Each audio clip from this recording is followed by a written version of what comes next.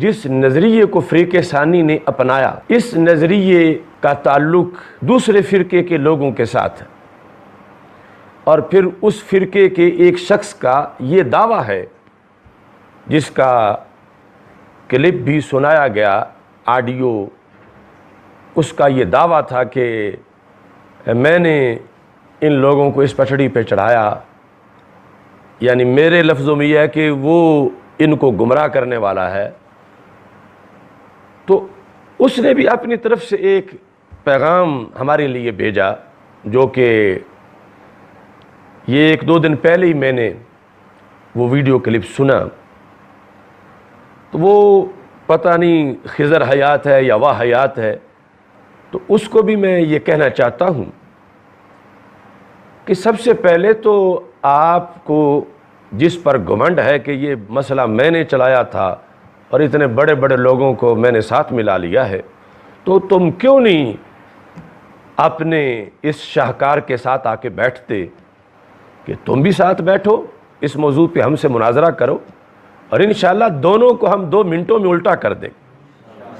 باقی جو تم مجھے چیلنج کر رہے ہو تو ذرا ہوش سے بولو کہ اس مسئلہ توحید پر ہمارے سیمینار جب سے ہو رہے ہیں تو ہمارا چیلنج کب سے حافظ سعید کو ہے، ساجد میر کو ہے، دیابنا کو ہے، وہابیہ کو ہے۔ ابھی تو یہ جو تقریباً 1 مہینہ ہوا ہے، تقی عثمانی کو ہم نے جو چیلنج کیا تھا اس بیس پر کہ ادھر مسلسل بار بار شر آ رہا تھا، تو ہم نے اس کو چیلنج کیا کہ دوسرے موضوع تو دوسرے رہے، یہ تمہارے بارے میں جو حضرت امام احمد رضا بریلوی رحمۃ اللہ علیہ کا فتویٰ حسام الحرمین ہے، اس پر ہی تم میرے ساتھ مناظرہ کر لو۔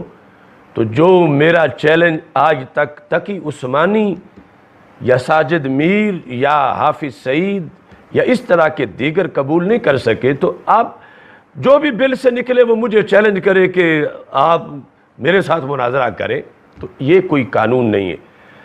اگر آپ کو اس سلسلہ میں کچھ معلومات زیادہ ہیں من دون اللہ کی تشریحات یا اپنے موقع، تو آپ وہ اپنے سربراہ اور اپنے شیخ الاسلام تقی عثمانی کو کیوں نہیں پڑھا دیتے؟ انہیں یاد کروا کے انہیں میرے سامنے بٹھائیں، وہ میرے ساتھ بات کر لیں۔ اور ویسے بھی جب میری گفتگو علماء نجد کے لیول پر چل رہی ہے، جن کے ٹکوں پر تم بھی پلتے ہو، اور تم نے اپنے اکابر کو چھوڑ کر پھر ان کا کلمہ پڑھا ریالوں کی وجہ سے، جس کے حوالے بھی میں نے تقی عثمانی والے چیلنج میں ذکر کیے، آج تک اس کا کوئی جواب نہیں دے سکا، کہ جس میں یہ واضح کیا گیا کہ یہ جو فتوی شرک تھا یہ غلط تھا، اور وہ میں نے حوالہ پیش کیا آپ کے اکابر کیا۔ تو آپ اپنے گھر کی خبر لیں،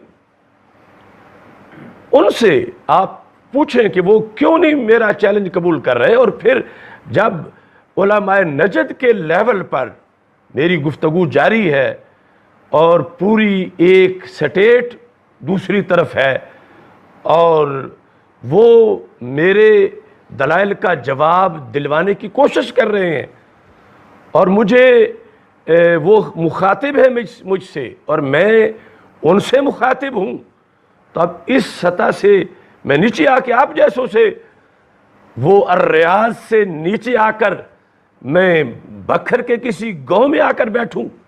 تو میرے اس کیلیبر کے لحاظ سے جس سطح پر گفتگو جاری ہے، اگر اس سے کوئی بڑا ہے تو وہ پیش کر دو، اور جس فورم کا آپ تعین کرو گے، وہ پاکستان کی کوئی کورٹ ہو یا اقوام متحدہ کی یا انٹرنیشنل کوئی ایسا ادارہ ہو یا لائیو کوئی چینل ہو، تو میں تو بالکل انشاءاللہ خود جب اپنی طرف سے چیلنج کر چکا ہوں، تو مجھے انتظار ہے کہ اس چیلنج کو جسے میں نے اہل سمجھا چیلنج کرنے کا وہ قبول کر لے، اور یا اس سے کوئی بڑی شخصیت ہے تو آپ اس کو بھی نامزد کریں کہ کون ہے آپ کے پاس، دیوبند سے کوئی منگانا چاہتے ہو تو وہ بھی منگا سکتے ہو، میری طرف سے کھلی اجازت ہر موضوع پر، جس طرح ہم نے پہلے آپ کا تعاقب کیا، یعنی دیوبند کا اور نجد کے علماء کا، سرکار کی شانوں سے پھسلا کر کسی کو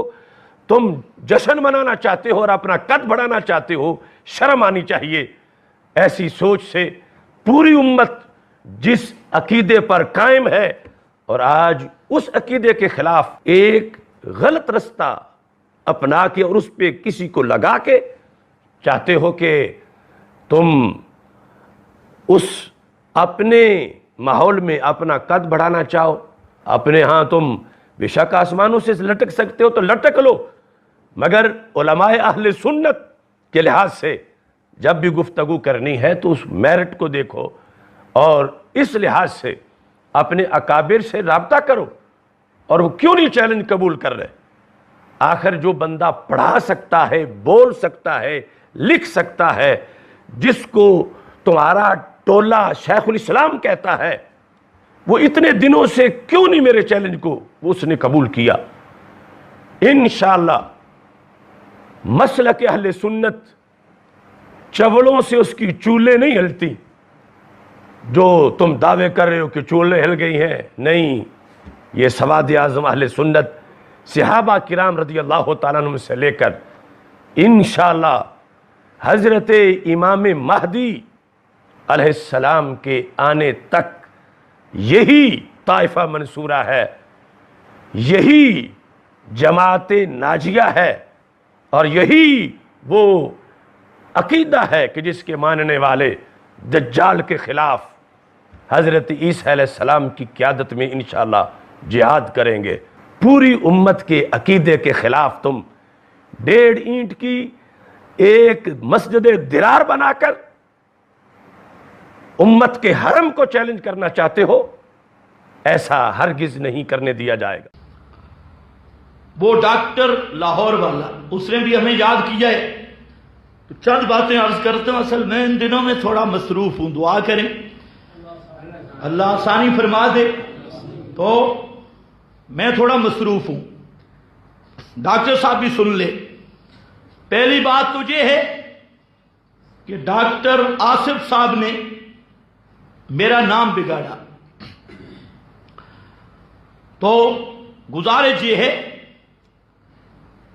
کہ گفتگو کا طریقہ یہ ہوتا ہے کہ انسانیت کے دائرے میں ہو، ورنہ آپ نام بگاڑیں گے میں بھی کہہ سکتا ہوں کعب بن اشرف دجالی،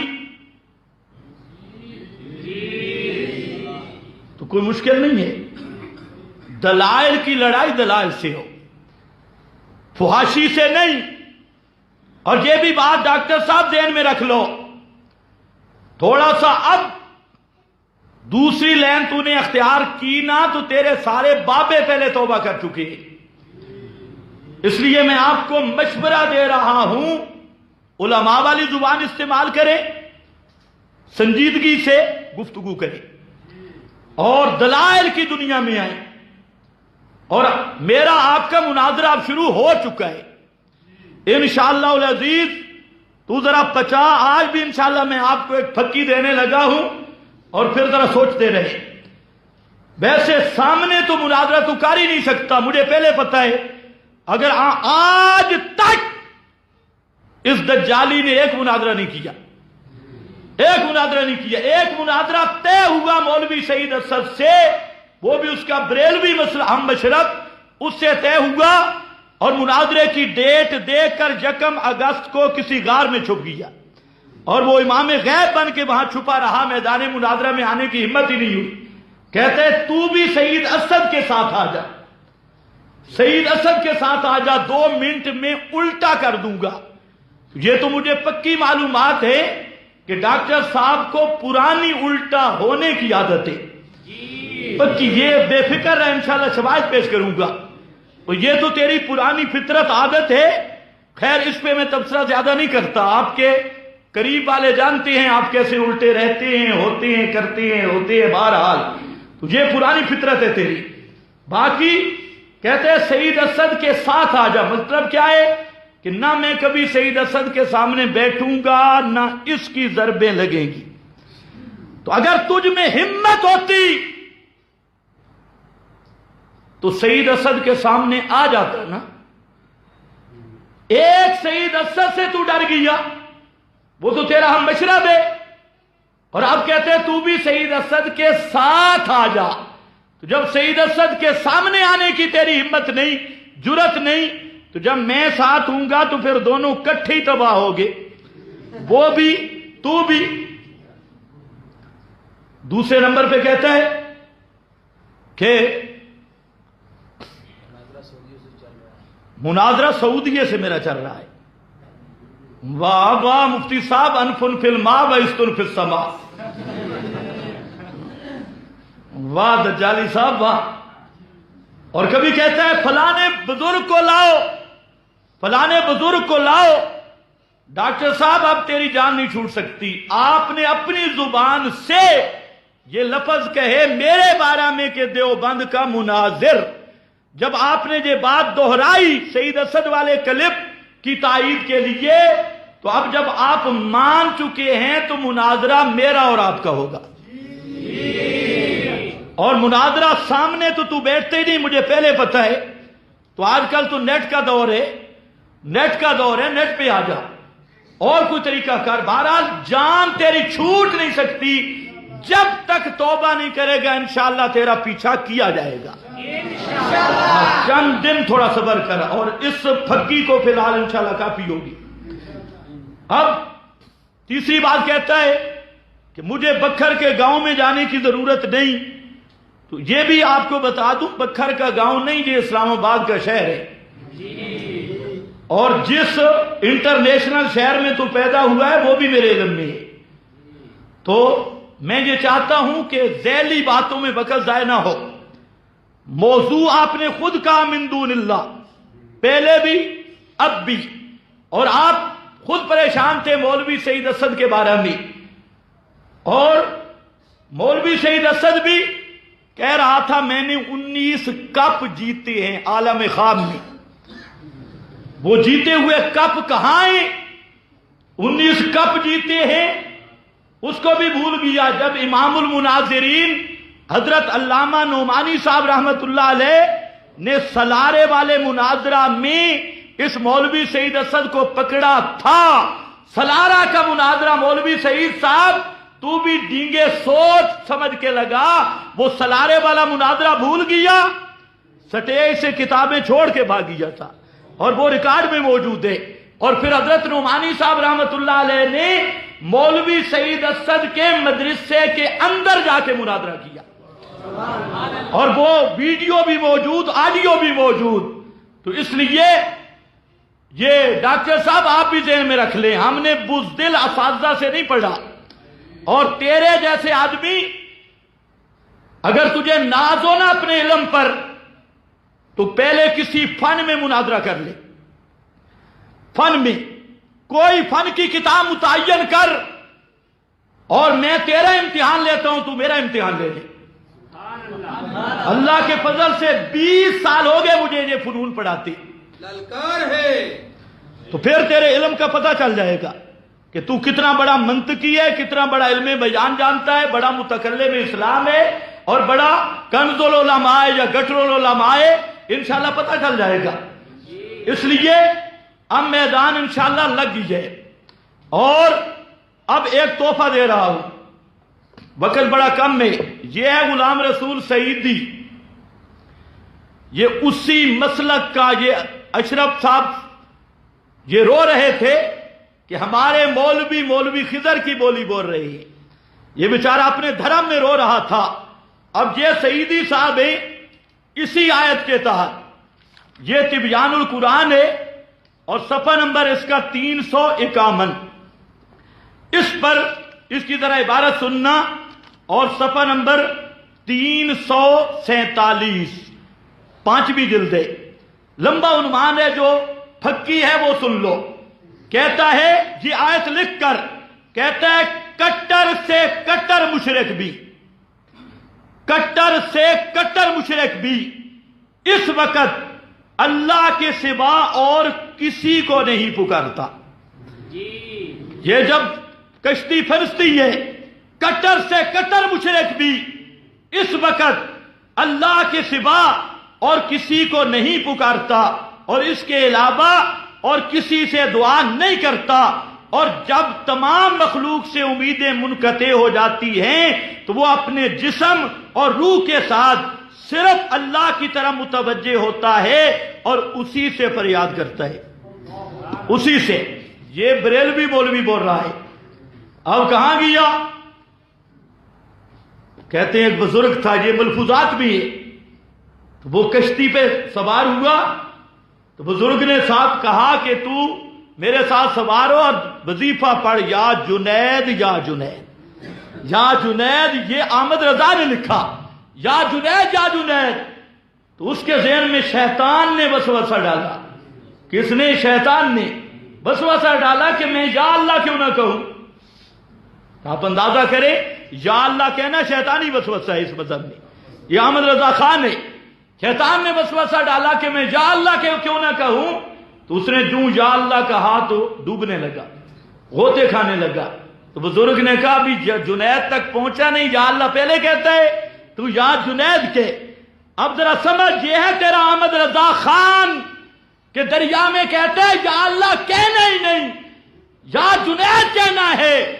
اور یہ غلام رسول سعیدی ہے، یہ کہتا ہے یہ وہ مقام ہے کٹر سے کٹر مشرک بھی اللہ کے سوا اس مقام پہ کسی کو نہیں پکارتا۔ اب بتا، کٹر سے کٹر مشرک تو اللہ کو پکارتا ہے، تو احمد رضا کس درجے کا مشرک ہوا؟ کٹر سے بھی اوپر کوئی بیس لگا، یہ ان سے اوپر مشرک۔ یہ زبان سعیدی کی ہے۔ اور پھر اس نے جہاں پر لمبی باتیں ہیں، کہتے ہیں ہر چند کے قرآن مجید میں وفات شدہ بزرگوں کو پکارنے اور ان سے مدد طلب کرنے کی کہیں تصریح نہیں ہے۔ سعیدی کہتے ہیں قرآن میں کہیں نہیں ہے کہ مشکلوں میں پھنس جاؤ تو بزرگوں کو پکارو، پورے قرآن میں نہیں۔ یہ سعیدی بریلی بول رہا ہے۔ اب بتانا اس کو بھی نکالو اپنے دھرم سے کہ یہ بھی مولوی خضر کی بولی بول رہا ہے۔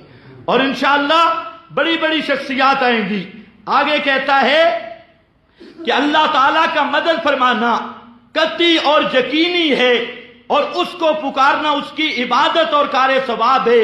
وفات شدہ بزرگوں کو مدد کرنا قطعی اور یقینی نہیں ہے، اور مشکلات اور مصائب میں ان کو پکارنا بہرحال اللہ تعالیٰ کی عبادت اور کار ثواب نہیں ہے۔ یہاں آگے پھر کہا اس نے آخر میں، کہتے ہیں اس پر غور کرنا چاہیے، مصائب اور شدائد میں تو بڑے سے بڑا مشرک بھی اللہ کی طرف پلٹ آتا ہے، تو اگر ہم مواحد اور مسلمان ہو کر ایسے حالات میں اللہ کی طرف رجوع نہ کریں بلکہ مجازی سہاروں کو پکاریں جن کی امداد اور اعانت بہرحال قطعی نہیں، تو کیا ہمارا یہ عمل ان مشرکین سے کم تر نہیں ہوگا؟ کہتا ہے کہ اگر ان حالات میں ہم غیروں کو پکاریں تو پھر مشرک ساڑھے کو چنگے ہو گئے، ہم مشرکوں سے بھی گئے گزرے ہو گئے۔ یہ بریلی دھرم کا شیخ التفسیر ہے، اور کہتا ہے کہ ایسی حالت میں غیروں کو پکارنے والے وہ مشرکوں سے بھی بدتر ہیں۔ مشرک اتنا بدتر نہیں، وہ ایسی حالت میں صرف رب کو پکارتا ہے، اور ہم غیروں کو پکاریں تو پھر مشرک ہم سے اچھے ہو گئے۔ یہ اس مذہب کی بات ہے۔ اور اسی طرح یہ ہے، لگاؤ اس پر ویڈیو لگاتا کہ ڈاکٹر کی نظر بھی کمزور ہے، اعانت استعانت۔ اور ہیں کون؟ گولڑے کا پیر، پیر نصیر الدین۔ اور اس کو ماشاءاللہ یہ آپ بھی لے لیں، گولڑے سے کم از کم ان کو کوئی منافع تو ملے۔ اس میں بڑی زبردست عبارتیں ہیں، آئیں گی انشاءاللہ کلپوں کی صورت میں۔ ایک ایک عبارت کسر بریلویت پر پورا ایٹم بم ہوگی، ایک ایک عبارت انشاءاللہ۔ پھر پتہ چلے گا یہاں پر وہ ڈاکٹر صاحب من دون اللہ کی بات کر رہے تھے، یہاں پیر نصیر الدین نے 2 آیتیں لکھی جس کا مقصد ہے کہ من دون اللہ سے مراد انبیاء بھی ہیں، اولیاء بھی ہیں۔ اس پر 2 آیتیں ہیں۔ اب ذرا ڈاکٹر صاحب ادھر ادھر جانے کی بجائے اس کا جواب دینا۔ ایک آیت ہے سورۃ المائدہ کی آخری رکوع ہے، وَإِذْ قَالَ اللَّهُ يَا عِيسَى ابْنَ مَرْيَمَ أَأَنْتَ قُلْتَ لِلنَّاسِ اتَّخِذُونِي व उम्मिया इलाहैन मिन दूनिल्लाह।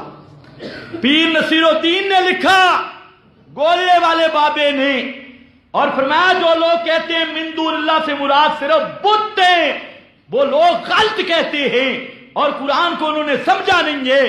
कुरान मुकद्दस की ये आयत बता रही है नबी भी मिन दूनिल्लाह है और बीबी मरियम भी मिन दूनिल्लाह है। और नंबर 2 दूसरी आयत पेश की, मा काना ले बशरिन अन युतियहुल्लाहुल किताबा बल हुक्मा वन नबुव्वा सुम्मा यकूल लिन्नास कूनू इबादल्ली मिन दूनिल्लाह। इस आयत को पेश करके पीर नसीरुद्दीन कहता है, अब बताइए कि मिन दूनिल्लाह और गैरुल्लाह के अल्फाज फकत बुतों के लिए मखसूस रखे जाए। यह आयत पेश करके पीर नसीरुद्दीन कहता है, और आयात रद्द शिरक को ज़माने उला के कुफ्फार और मुशरिकीन पर ही मुंतबिक करने की रट लगाने वाले कहां तक हकीकत पसंद है। कहते हैं ये आयत जब आ गई, अब भी ये रट लगाना कि बुत बुत बुत बुत बुत, आप खुद अंदाजा कर लें कि ये कितने गलत कार लोग हैं और कुरान का गलत माना कर रहे हैं। ये मेरी बात नहीं, ये है पीर नसीरुद्दीन। 2 आयतें आ गई, 2 इसने हदीसें लिखी मिन दूनिल्लाह पर, और कहता है कि नबी करीम अलैहिस्सलाम ने फरमाया क़यामत के दिन झंडा मेरे हाथ में होगा, आदम व मन दूनहु तहता लिबाई, आदम और उसके अलावा दूना दूनहु। तो कहते हैं जहां दूना का माना बुत बन ही नहीं सकता, दूना का माना सिबा, और भी इसने अहादीस जहां पर लिखी। तो खैर जी आएगा इंशाअल्लाह। आप दुआ करें, जल्दी मैं फारिग हूं और ये काम होगा इंशाअल्लाह। अब डॉक्टर साहब का पीछा छूट नहीं सकता, चाहे जितने भी बहाने करे। यहां हदीस लाया पीर नसीरुद्दीन सफ़ा 110 पर, नबी करीम अलैहिस्सलाम के सामने साहबी ने कहा कि हमारा दिल करता है आपको सजदा करें।